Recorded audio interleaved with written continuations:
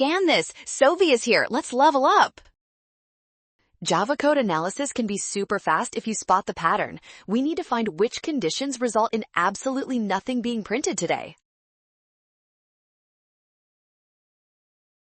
Start by looking at the variable x, which is initialized to 1. Inside the loop, we update x by adding 2 every single time, so x will always stay an odd number. The print statement executes only if x modulo 2 equals 0, meaning x must be even. Since x is always odd, this condition is never met by any value.